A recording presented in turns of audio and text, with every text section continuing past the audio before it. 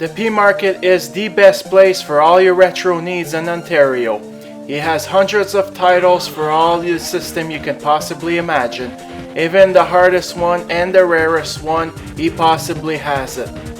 Ranging from Sega Genesis to 3DO to Jaguar to Philips CDI, this guy has it all.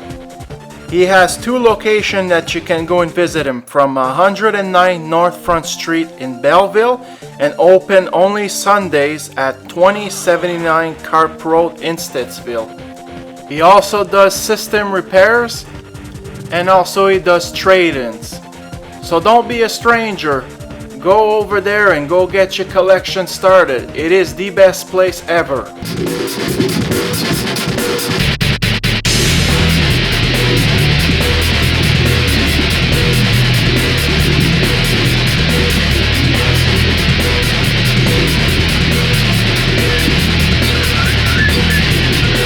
And welcome back for another exciting review, but today it's not going to be an exciting game because the game I'm about to review today is Sonic Racing for the Sega Saturn. Boy, this is sad. So Sonic Racing was released on October of 1997 and it was developed by Traveler's Tales and Sonic Team. This game was also ported to the PC, and sadly they've made a Sonic Jam collection for the GameCube. It was an exclusive only to the GameCube, and you had a refined version of Sonic Racing, which didn't make the game any better.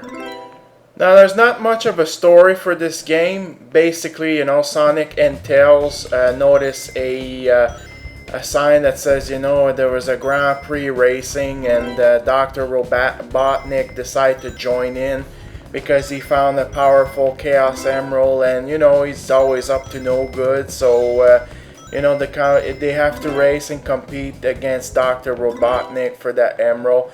Really basic stuff. This game really does not have much content. You basically have two single player mode and you have a two player versus mode. For the single player mode you got the Grand Prix, which is basically like the story mode for the game, and you also have Time Attack, which has a few more modes, like you can do reverse track or get 5 balloons. Nothing really crazy. This game was very criticized because it was so short and there was just no content at all. You have 10 characters, but only 4 are available right from the start. And in total, there's only 5 levels, but you only have the first 4 unlocked, and then you have to work your ass off to get the last one. So the gameplay really for this game, it's really weird. It's like a racing platformer, with multiple paths. Like other Sonic games, you have rings you can collect, and with those rings you can go to those portals, and they lead to shortcuts, or they lead to Sonic tokens or emeralds, which are the item for you to collect to unlock the rest of the stuff for the game. Though you may think, there's quite a few selection of characters. Beside the fact Sonic can run really fast and Tail can kind of fly, and Knuckles glide. It really doesn't do anything for the game at all. Like, you can't take a specific character and think, oh, maybe I can go there. It doesn't work that way at all in this game. Now, we all know, Sonic is always about speed, and, they've done that for the Sega Genesis in the past, where you can compete 2 players in racing. So it's a little normal that they would come out with a racing game. But this game was just so badly rushed, it's just not fun at all. The controls for this game are an absolute mess. The camera is so bad you'll get jammed in the obstacle. The camera's gonna not follow you properly. Really, like, the programmers did such a bad job for the controls for this game. It's barely playable. you'll have a good laugh by trying to play, because if you pay attention to the video, you're gonna see that I'm having problems controlling this game. It's just so horrible. Now, which is funny on the graphics side, this game was supposed to showcase what the Sega Saturn can do 3D. And this game had a custom built engine especially for this game. And I really don't know where it went wrong, but it's just a really shitty looking game. Even though the Saturn, never did 3D quite as well as the PlayStation, because the PlayStation was a lot stronger, the Saturn did have some great looking 3D games, but this game is just not one of them. The only good thing about this game, and I quote, only good thing about this game, it's the music.